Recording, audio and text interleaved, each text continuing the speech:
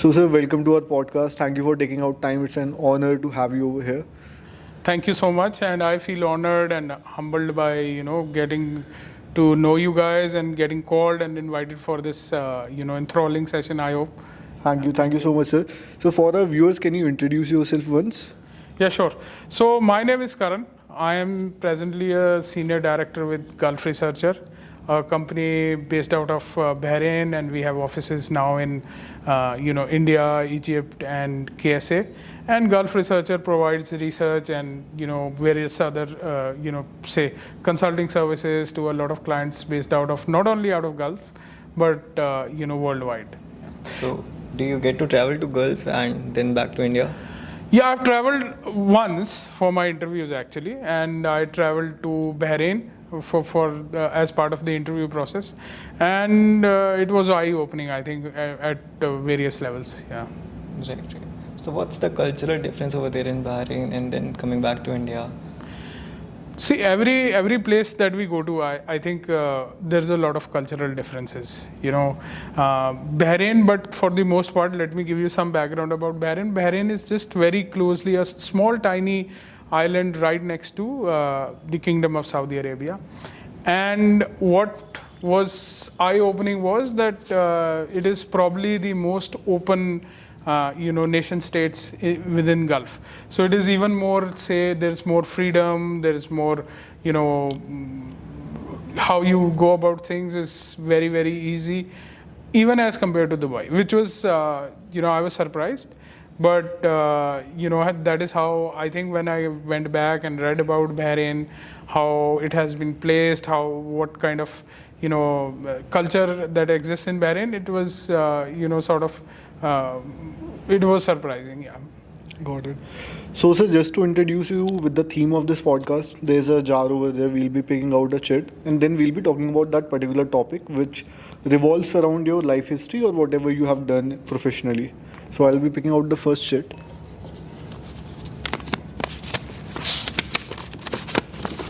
Okay, so it's about planning your suggestions for people who are planning to study abroad. You have done a course from London. Yeah.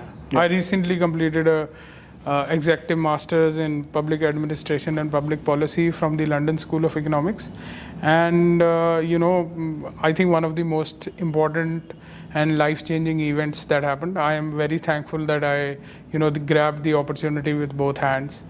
And I think my suggestion to everybody would be to when I look at life, and when I look at life for myself or my son and my daughter are also growing up, I think what I want them, what I look upon myself and what I would want them to be is to be explorers.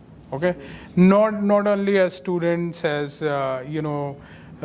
say going abroad just to study, etc. I think I look at life as how much of it are you exploring. If we look at the history overall, I think there's a lot of emphasis. We tend to forget about these things. So this is slightly philosophical, okay? So and then I'll just try to build up why, it is important. I think philosophically, if you look at the history overall, there's a lot of emphasis on people who were travelers. Be it Yun Sang, be it Christopher Columbus, or if you look at say Guru Nanak Dev, okay, people who were thought to be well-traveled were actually thought to be enlightened. So one part of education is not only about cramming books; it's also about assimilating the culture, understanding people, understanding the diversity, and how when you travel or when you interact with people, some part of that is what you are absorbing. Okay, so as a human being, as a global human being, as a global citizen, you have to sort of assimilate all these things. I think it is very important, and that is why I think I started with traveling first, and it was a lot of education. When you travel abroad, there's a lot of education that happens. And then I wanted to make it, over time, working in the financial services industry, I have had transactional relationships with a lot of people from around the world. But to sit in the same classroom, understand them, how they interact, how they behave, was what I wanted to gather. And I think for students also, budding or aspiring students who want to go abroad, I would say that 100% you should look at opportunities overseas. And also, it shouldn't be, the intention should be right. The intention should be that I have to go there, I have to assimilate, I have to become that global citizen of tomorrow. I need to understand, I need to educate and learn so many different things, learn about myself, because it is cathartic. If you're traveling alone, you spend time with your own self, which you've not done for a very long time. You spend time with people you don't know or you're not comfortable with. So you explore different possibilities of your own self. So I think the intention should not be that I will go there and basically have fun for 2 years, but it has to be that I have to become a better person after 2 years or whatever 1 year course that I'm doing. So, sir, in my understanding, basically whatever you told us revolves around experiential learning, right? Yeah. And sir, okay, so to get to that experiential learning, last time when we spoke at your place, so you told me about, let's say if you want to go into Harvard, there's a proper way of doing that. You should be observing the professors over there, their research papers, and then you can contact them over LinkedIn and then to build a relation, so to say. So would you like to share that as well? Yeah, I think the road to success of getting to some of these universities, I think a lot of people think it is a templatized sort of a response. Okay, so that you fill up the forms, you statement of purposes, and you write them nice, etc. No. I think it is career or getting to a top institute of excellence is also about a step-by-step process and the hard work that you do to get there. A lot of people think that, like I said, just filling up SOPs, etc. will get you there. No, I think what people look at is profile. Okay, how do you, and what does the profile really entail? It should entail, when somebody reads your CV, it should be like a life history or what are your interests or what are you as a person. So I think you have to make it meatier. Okay, one important element is this. A lot of work has to go around what different that you have done, what different things that you have done. What are the things that have made an impact, not only on your life but somebody else's life. It's animate or inanimate. What have you done for, say, climate today? Are you doing small little things that are within the possibility of what you can do individually? And then I think a lot of emphasis in overseas is about relationships and networking. And I don't see people who are applying, do they go and talk to the best professors or pedagogy? So I would suggest that one of the ways people who are aspiring to go to some of these big league colleges is to start engaging with alumni and also with the say professors and people who are part and parcel of that university. Start engaging with them. If they, a lot of I can speak about LSE. A lot of professors do come out with a lot of research. They come out with a lot of papers. So follow that. I think get into a discussion with them. Maybe nobody is rude where, if you like somebody's, article or his piece of thought, you can share your feedback. You can get engaged, on the details, etc. And that is how you build the rapport. And I think what happens is, this is a good way of learning. And then what can happen organically is that, once you apply to that university, you are engaging with the professors or the alum. They go and tell the departments that I want, say, animation sitting in the class. He's excellent. I have already interacted with him. His inputs are great. So, I think this is the other road to redemption, but not a lot of people seek that right now. Right. So you talk about relationship overseas. It's very important to have relation and good communication skills with professors or be it your peers. You had your MBA from public relations and administration. So do you want to talk about how did you get to pursue that degree and what was the impact of after completing that degree? Yeah, so I think my so I wanted to be part of LSE for a very long time. Okay, the first time that I went to London, one of the I think places I went to see was LSE, because I had heard about LSE, the LSE summer school, and the overall aura around LSE, where you go to the station which is next to it, the Waterloo station. So I had it in my mind. It was one of my dreams. Then in 2018 and 19, I did apply for London Business School's Sloan program, but unfortunately, it didn't get through at that point in time. So I still had that sort of niggle that I want to somehow, if not LBS now, the LSE I should try. So I think in 2021, I did apply to LSE. I didn't want to do another course in, say, finance, so I applied for international strategy, and diplomacy is another thing that I thought I should get my hands on, and public administration and public policy, because eventually I think making a difference to people's life or animals' life is very dear to me. So I thought this would be a good enough, say inputs, these would be good enough inputs to add it to my repertoire of things that I already know. And so I applied to the course for LSE and then got through it. Yeah. Okay. So, sir, it's the time to pick up the next chit. Let's see.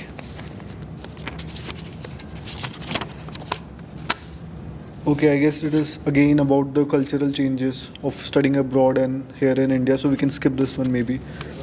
Yeah, as we have already got this. Then yes, networking. So sir, let's say I'm working here in India and I want to build a network, and my social circle is precisely concised to people I'm working with. I'm talking on behalf of every normal, corporate employee who doesn't go out of his own peers, the peers he or she is working with. So what can be the footsteps on which one can build a network? I think there are two ways to do it. Building a network, especially if you are placed in India and you are not traveling too much. Let's take that, that as a sort of a template right now. So one of the very important things I think is in today's world is LinkedIn, especially on the professional front side. Okay, so I think engaging with people, discussing topics with them, and picking the right kind of people whom you want to connect, I think is very, very important. And once you start building the network, because there is this network effects, like Facebook, you get connected to one, then you come in touch with the other one. So the networking effect takes hold, and you try to get connected to people that you want to be familiar with, you want to follow as somebody, as a mentor probably, because they're voicing it out on LinkedIn. And then also getting to know a lot of variety of topics. So I think LinkedIn as a tool for networking is 100% uber important and second to none. The other thing is when we get to know people, say I work with a lot of people who are placed in internationally, and I'm not traveling right now. But small little things, when you're speaking to somebody, say in Germany, or you're speaking to somebody in UK, and the possibility of them following football would be very, very high. So maybe do a bit of research, or you already follow Champions League, you already know that Bayern Munich is one of the teams, and you're talking to somebody who's based out of Munich. I think they're the small little icebreakers, and not make it the conversation too business-like. Ask them about how's the weather holding up, what are their vacation plans, and just get going on. These are uncomfortable things to start with, but I think they pay rich dividends, because one important element to networking is basically speaking to them. And this is a good communication skill. I would not say is about flamboyant English or using really snazzy words to impress somebody in a declamation contest. It is not. It is basically you pick up the phone and, can I talk to Jamie Dimon about JP Morgan Chase, or how the banking industry is going to move tomorrow, or what changes are going to come it's about the same thing that we can talk about. That is what good communication skill is. It's not necessarily about being a good orator or anything, or somebody who has great English language skills. It's about how do you engage at common levels and create that bridge that sort of barrier. So I think that's very important. Okay, so two follow-up questions. Yeah, sure. Firstly, is it very important to be an extrovert to actually engage with someone, and how important it is to be a social animal if you want to be in an engaging activity, or to talk to someone, or to connect to someone on LinkedIn? Yeah, I'll take both the questions. So first of all, I think introverts can also make conversation. They do make conversation. The only thing is that probably an extrovert can make it with 100 people, and I think the introvert can be a little more discreet and selective. But again, introverts can make conversations. Maybe they are more well-read also because they spend more time reading books, etc. The more diversity of knowledge and experience that you carry, I think the more conversations that you can engage or get into, okay, and more you can contribute. Whenever you look at, even 4 or 5 people close to each other and talking about things, I think there are going to be diverse topics that are going to be discussed. Now, the person who's going to be the most engaging one, I think the person who can bring different inputs, more insightful things to that conversation is what everybody would want to listen to. So I think introverts, from my understanding, they shouldn't hold back. A lot of times it's about holding back, but they can bring a lot of things to the table. And the second question was related to how important it is to be a social animal. It is. I mean, we are social beings after all, isn't it? Homo sapiens or humans are social beings. We should engage in social, activity. We should speak to people. We should seek out advice. We should discuss things, agree to disagree, and not be too egoistic. But again, I think it is our primal instinct to engage with people, and also it is important to do it at various levels. So social animal, if I understand correctly, it is important to be a social animal. Got it. Sir, we just now talked about introverts. Often people misunderstood introvert as people who are underconfident. And I'm an introvert myself, but I don't see this thing happening with me, as in I don't consider myself to be an underconfident guy.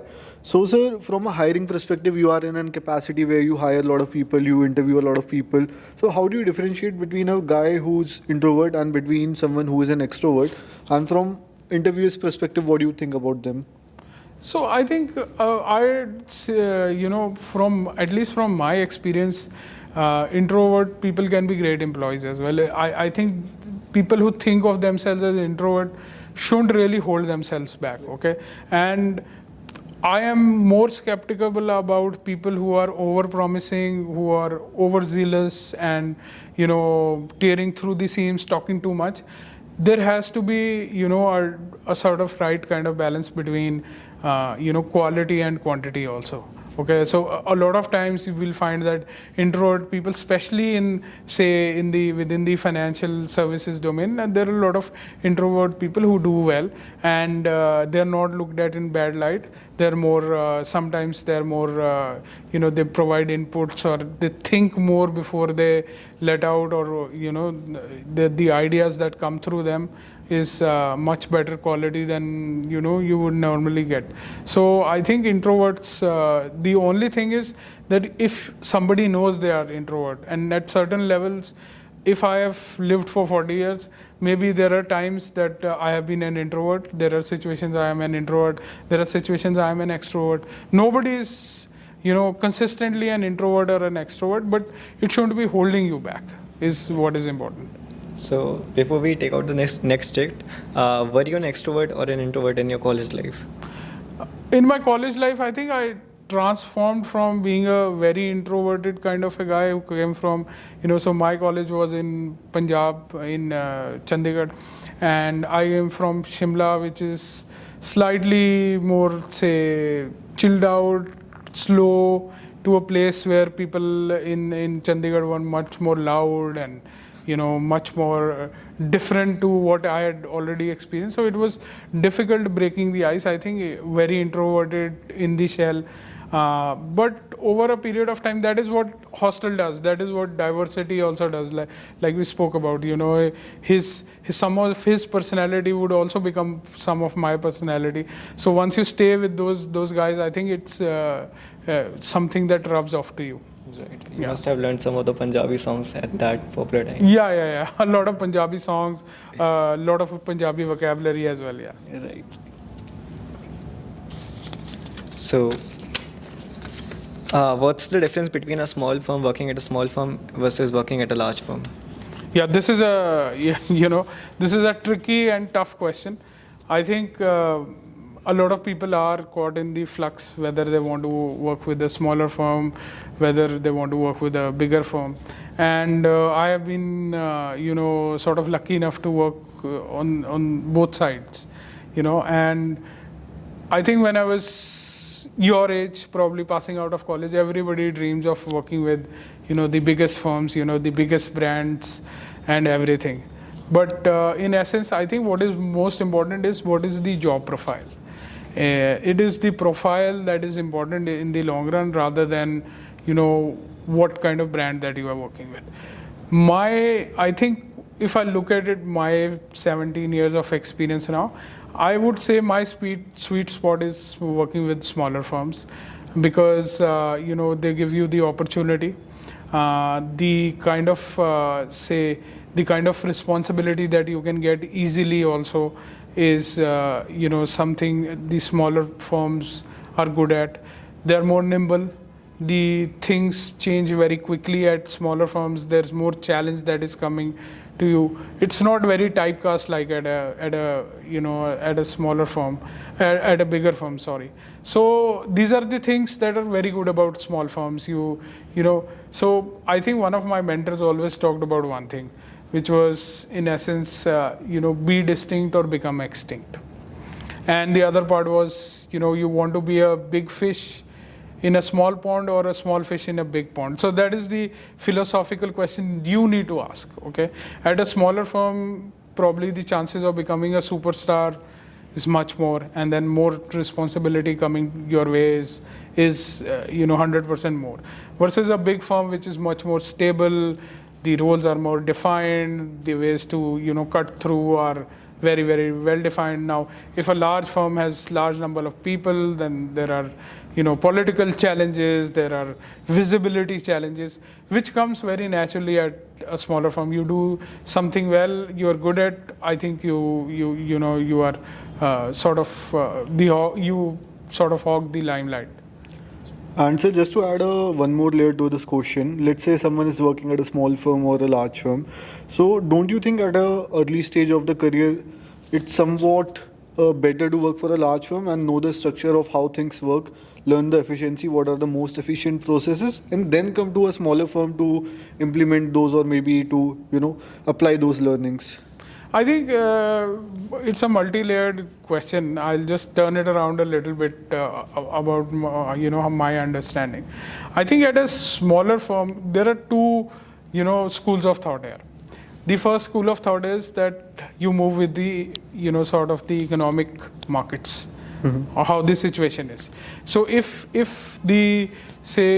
you're going through bad economic times, I think the best place to get into is a bigger firm because they're more stable, they're not going to go belly up, and you can learn a lot of things at bigger firms also, like you said about processes, how things happen, etc. So when the economic boom is there, then I think it's important to be at a smaller firm because they grow, say, 200%, 300%, and you grow 200 and 300%. So maybe at times when the economy is really doing well, world economy is doing well, you go to a smaller firm and you start growing.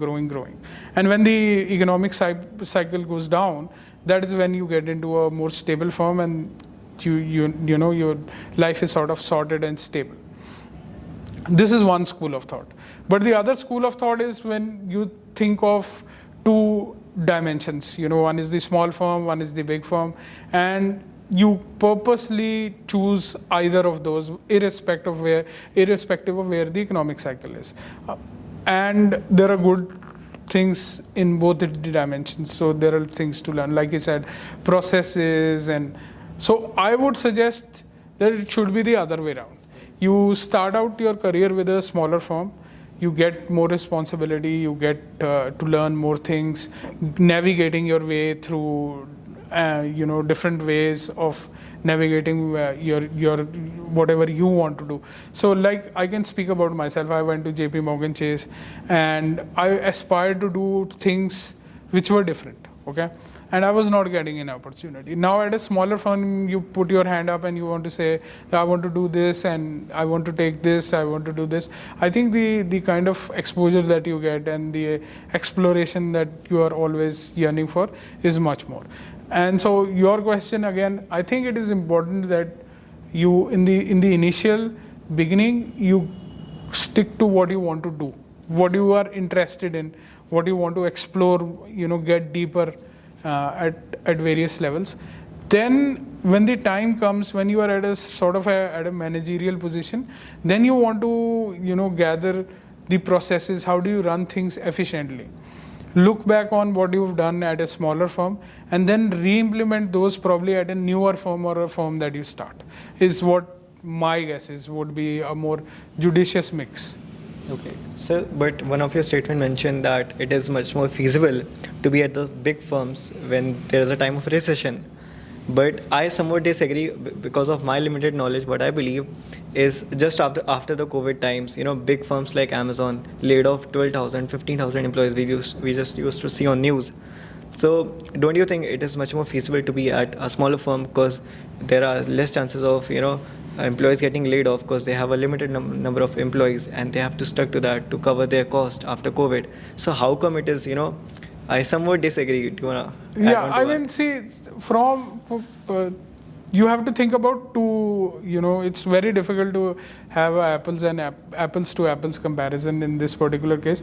But let's take a very small startup versus working with Amazon. Now, the Amazon is firing about 20,000 people out of their 4 million people. And the percentage in absolute terms would be minuscule. Okay? At a small startup firm which has only 2 clients, and those 2 clients also cut their budgets, I think other than the owner, everybody will get fired initially. Then the firm also shuts down. And you are completely blanked out. And that is what when I was trying to say. But see, it is a very difficult challenge. How do you foresee that a recession is coming, or how do you foresee that the economic cycle? Even the best of the economists can't judge that or make a very accurate prediction unless you are Nobel Robini or Dr. Doom, someone like that. So I think it's about how your horse senses, what your intuition tells you. But this, I think, is also because I draw the analogy with getting into the markets. Okay, so right now, very bad times, all stock markets going down, interest rates are very high, companies are not able to do a lot with their capital spending, etc. Their capital allocation budgets are shrinking. So in these times, get to a stable firm. Let's take out the next state.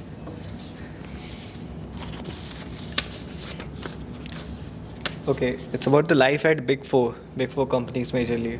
Do you want to explain much more into this? Yeah. So, sir, you worked as a director at EY and EY-Parthenon as well at both the firms. So, would you like to share your experience? How was the day like? And not just at your level, but how does the day look like for an analyst up to the director level? Yeah, I think it was a great experience working with Big Four. I think another, when I was probably your age, one of the companies that any finance graduate would look at is to work with EY or PwC or Deloitte for that matter. But in India, I think EY is the prominent brand between the all Big Four also. So it was a sort of a dream come true situation. You feel very happy that you are going to be part of a very well known, truly global firm which makes an impact globally.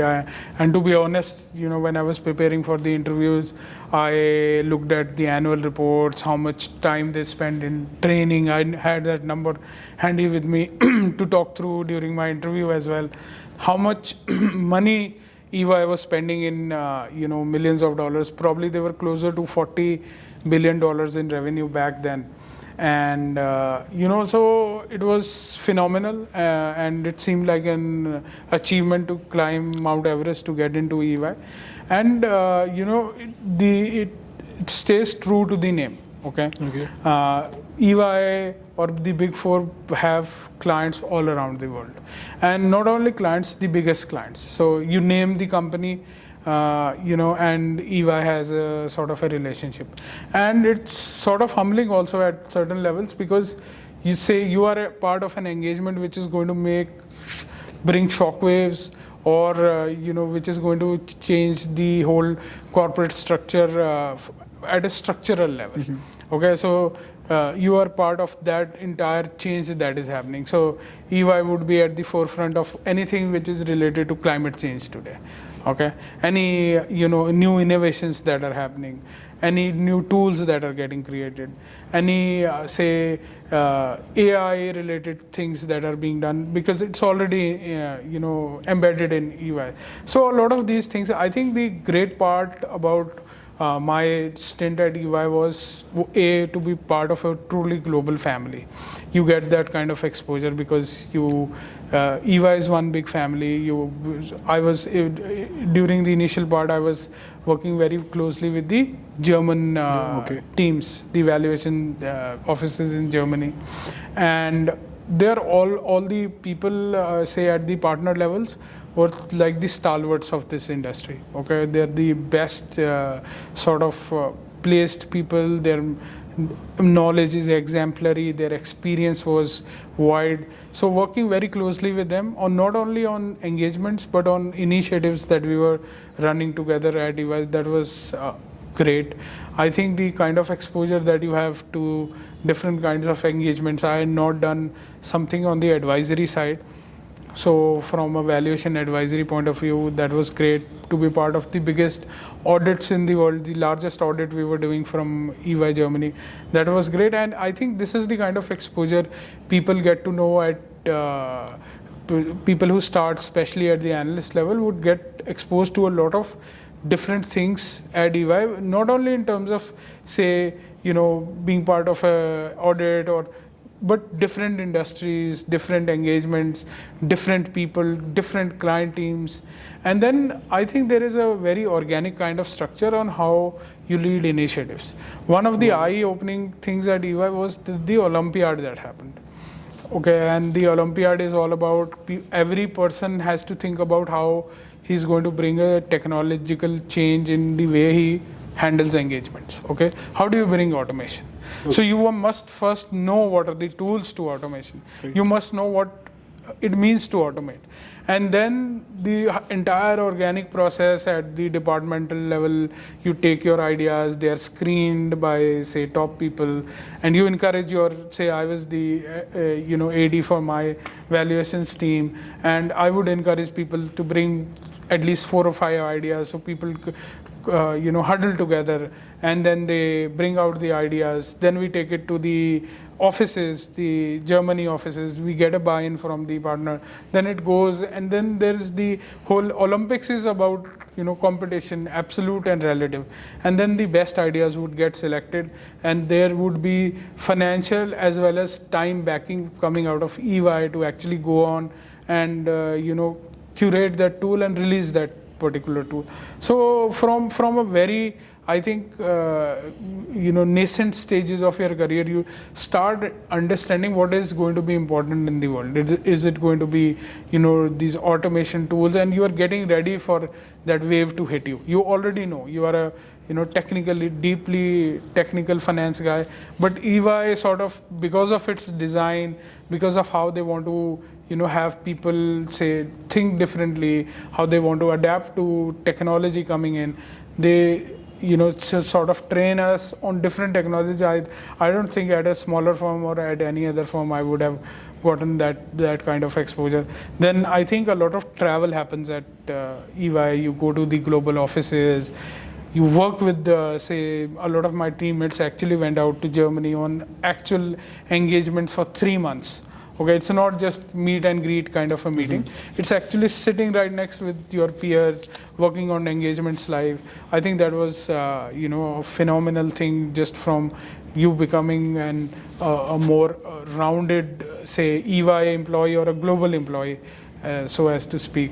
And then I think the kind of warmth at EY and getting everybody in the rooms, the town halls with the global leadership, the access that we had to the stalwarts of the world. So, Mary Elizabeth Pore, who's one of the most enchanting leaders ever that I've either come across or, interacted with. And such a senior, she's I think senior vice president or at that level, at the global level, a technology leader. So I had a lot of, conversations with her, learned a lot through her experiences. So we have access to all these great people at EY. So I think these are very important elements of how you want to build your career.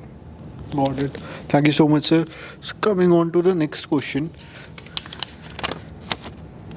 So, sir, let's talk about your current role at Gulf Researcher. How did you approach them or they approached you, and what do you do over there? Yeah, so I joined Gulf Researcher just a couple of months back. Gulf Researcher, like I said, is a company that is based out of Gulf, India, and Egypt and KSA.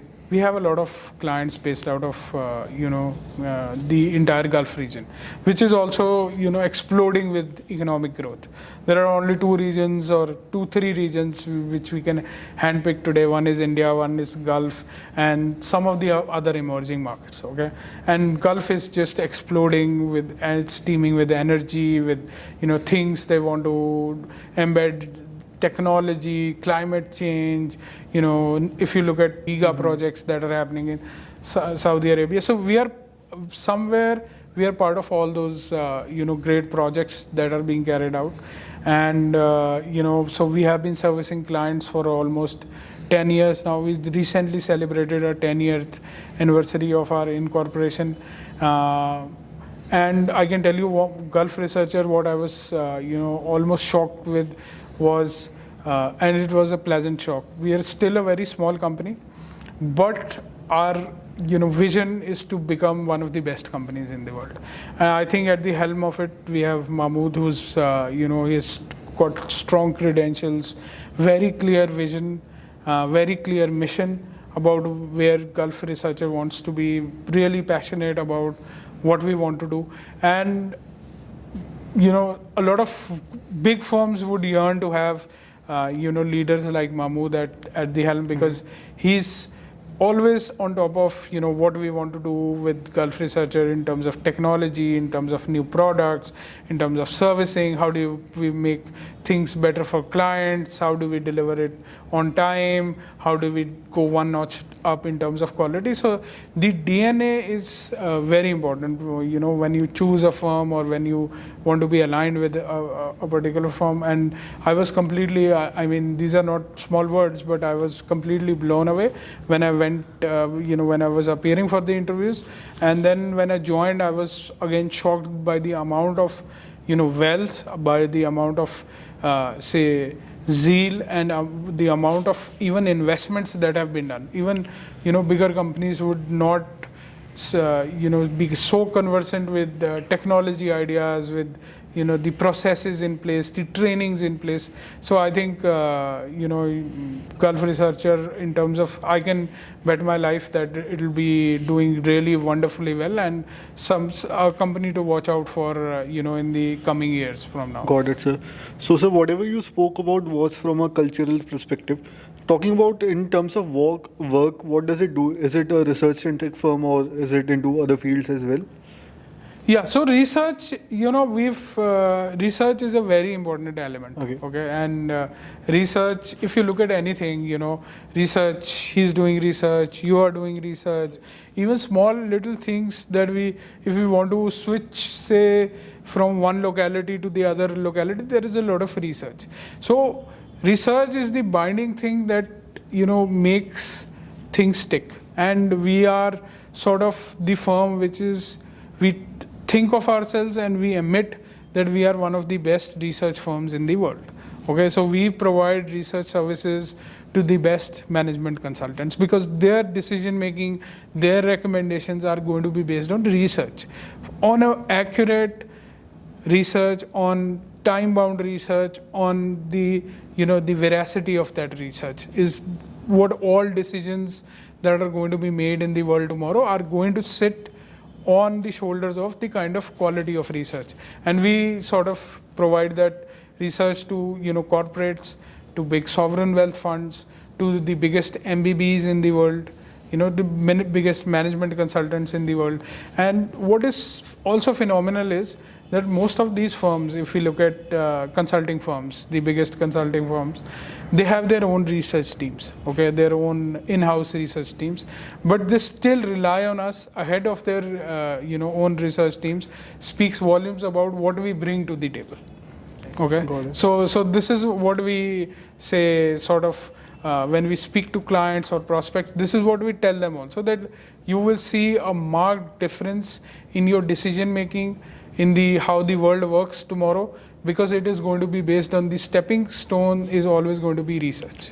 And so do you think GPT or BARD, AI tools like these as a challenging factor in your occupation that way, or is it something that will contribute towards a better research? Because someone at Bain, BCG, McKinsey or MBB, any of the MBB, can also use these, and whereas someone sitting at Gulf Researcher can use them too. Yeah. So I don't look at this nascent stage, this is a very interesting question. How do people look at AI? Is it a threat? Is it your friend? Yeah. Is it your competitor? How? I think I have a slightly different take. I think they are enablers. Okay, these are tools. Right now, it's at a very nascent stage. They cannot challenge the status quo of how the world works, but it's still very interesting. I think at today's level, they are better at, say, if I go out and want to look for some information, some facts, maybe it will give me that facts. But can it weave a story together today? Probably not. Okay, so I look at ChatGPT, BARD as enablers to getting better or for productivity. But still the element of how I weave the story together, say, when I'm doing research for, say, a management consulting firm comes to us and says that, why don't you research about, let's say, the real estate sector in India? Okay, the data points AI can give me very, very quickly, which I don't need to go out and probably hunt for it. But how do I piece all that data together? How do I present it to the management consulting, saying that these are the things that make a difference in decision making? This is what you want to consider. This is how the evolution has been. This is the kind of benchmark that you can create. This is how to look at different things and different pieces of the story together. So that I think is still missing, and it will be missing for a very long time.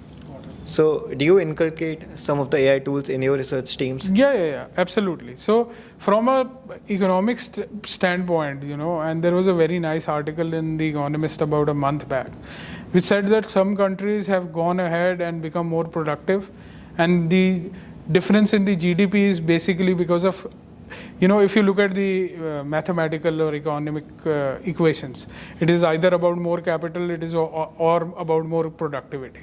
Sustainable growth is only achievable through improvement in technology, in productivity, and that productivity has to come through technology.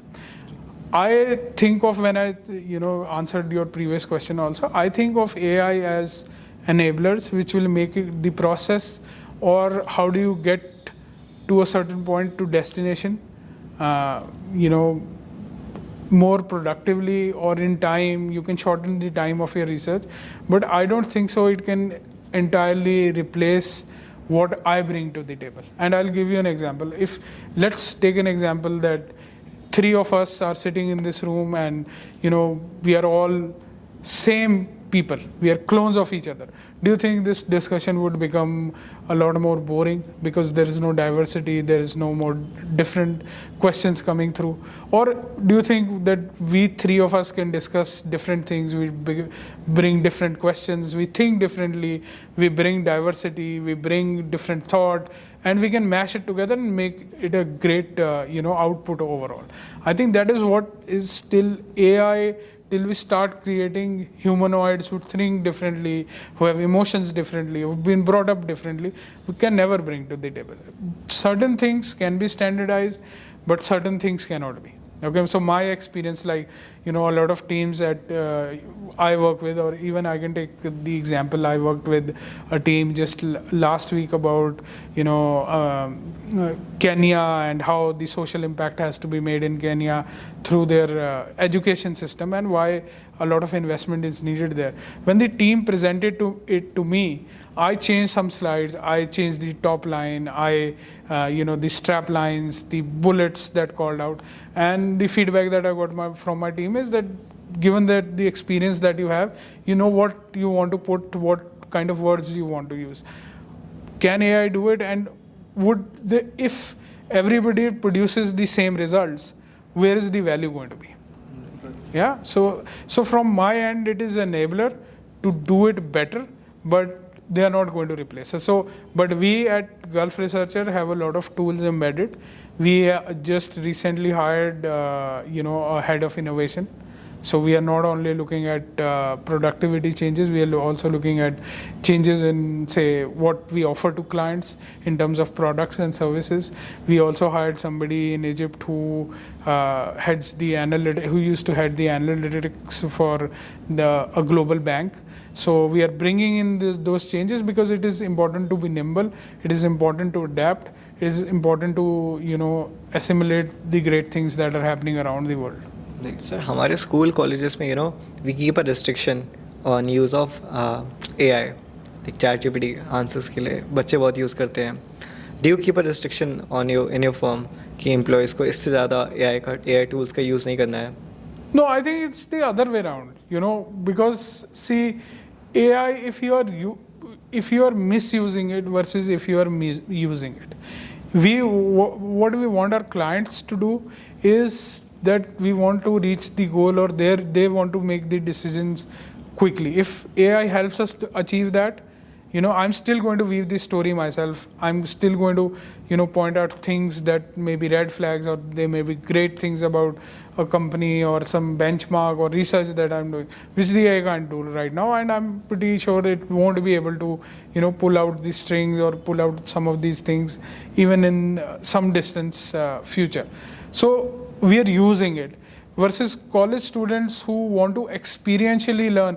What I did in that particular study, if a person is entirely relying on ChatGPT, will he be able to add that value to that presentation? No. So people will be misusing it. Your experiential learning that we talked about has to happen.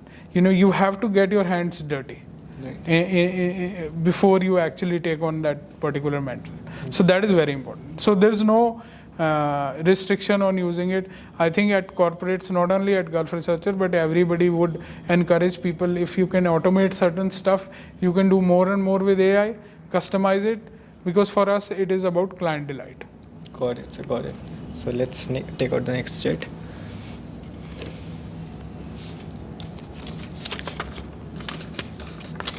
So it's about the MPA journey at LSE. I guess we already covered that. So the last jet of the day. Running a team of 300 people at 33.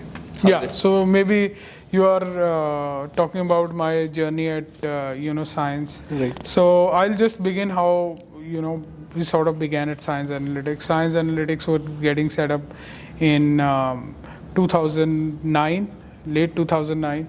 And 2010, I had the opportunity to be interviewed and it was a risk. We were at that time in the midst of the financial crisis, the biggest financial crisis, and sort of I was at a stable firm with stable clients and doing pretty well at EY-Parthenon, which was a big firm, and I was doing something that I wanted to always get more skilled on. And here was a firm which was starting out, great credentials of the owners, but obviously bad times, and we knew that the bad times are going to stay for some time. So in 2010, I was the 7th employee who joined Science Analytics, and like I narrated this story that why I wanted to join Science Analytics, and it came very intuitively and instinctively that I want to grow fast. That is what I thought. And and then I think we struggled a bit at Science. There was no structure around what work we are going to do, and we struggled for good 2-3 years. And then the overall economic, I think, headwinds and tailwinds changed. From headwinds, it became tailwinds. The economic activity started to boom. The M&A activity started to boom. I think during that time, we started to build a niche for ourselves as one of the best, KPOs, especially how we positioned ourselves was KPO 2.0, which meant that we are not only doing a lot of quantity, but we are doing a lot of quality stuff also for clients. So we take the game next level. And, one after the smaller firms are always such that one challenge ends and the next one begins. Mm-hmm. You can't possibly rest on your past laurels. So one client came in, and there was another client, and then there was another client, and we quickly, within a blink of an eye, we sort of from 10, 20, 30 people, we were like 300 people. And with each challenge came the responsibility of handling each bigger team, more responsibility, taking more decisions, whom to put on what kind of pilots, how do you convert those pilots, how do you speak to different clients differently, how do you upsell different things, how if a client doesn't really like the stuff that you've shared with him, how do you navigate those difficult times, how do you price differently for different clients, or how do you entice clients, how do you keep them happy, both good situations, bad situations. And so from as you gather more experiential learning, then you start, then age is just a number in terms of it's basically what you have handled, what kind of shit you have handled, what kind of people you have handled, how do you control for attrition, how do you make people's life happier, easier, etc. And then you are accountable to your top management and also the shareholders. So I think that started coming at a very young age. And I was in 2013 or 14, I was already the head of research. We were close to 50-60 people, I guess, then. And from there to about 2019, when I joined EY, by that time we were almost 300 people who were in research and reporting into me. So did you remember name of everyone who was over there? No, this is the sad part. I kind of, forget names very quickly. I don't forget faces, but I forget names. And my wife complains that I forget her name also. Just for the context, sir calls me Abhishek at times, whereas my name is Animesh. Yeah. Names is very difficult for me. Yeah. Okay, got it. So I guess, sir, we are at the end of the podcast. Thank you for taking out time. And anything that you would like to share from your end as a feedback? No, I think it was phenomenal sitting with you guys, and it's always nice to sit with much younger people who are, full of energy, want to explore things, want to, look at, they have a very different perspective, they have very different, questions, they want to learn from you. So it's great. And I've always, thought about that charity in itself is not only monetary. Okay, and I look at charity is how I can share some of the experiences that I have had, how I can share some of the knowledge that I have accumulated, how I can share if some people may think wisdom that, what all, I call it the wisdom that I've gathered, if I can share with people, with budding students, aspirants. So if in whatever ways I can help and I can reach out to people, that is a good enough currency for me. It helps me also, stay focused, stay mature, and so overall, I think it's a great experience. So majorly our audience going to be about 22 to 26 of age group. So any one advice or any hard skill or soft skill they should leverage or nurture during their college life? I think a lot of things. I think one is take risks in life, calculated risk. Risk is not that you want to ride, risk is also going and jumping right in front of NH8 right now in front of a bus. No, calculated risk. Yeah, take calculated risk. Risks is because you need to have entrepreneurial mindset. The earlier that you develop it. Okay, now even at a say senior management position, you will have to take different type of risk. You can't be a risk averse player. So I think inculcate that habit of taking calculated risks. Okay, in finance we have maximum drawdown risk, etc. You can quantify it, but bring in that it should become your sixth sense, where what is it worth going after, is it how risky it is, how much you should do. I think the other part is, like I said, exploring spaces, your own thinking, your different dimensions of how things work, others' perspective also you should think about, which is also part of exploration. I think those are very important. Then I think even at this age, I have been doing courses, or my eyes lit up when I think about a new course or so a new different challenge. So keep learning. I think in today's world, things will change. The rate of change, if you look at human history, is probably the highest right now. What skills you have right now may become redundant very quickly. So I think keep learning, don't rest on your past laurels, keep innovating yourself. And then each year, I think I do this exercise now for 1 or 2 years now. When we look at companies, we, as analysts, we always look at them and say that, over the past year, the balance sheet has changed this much, income statement has changed this much.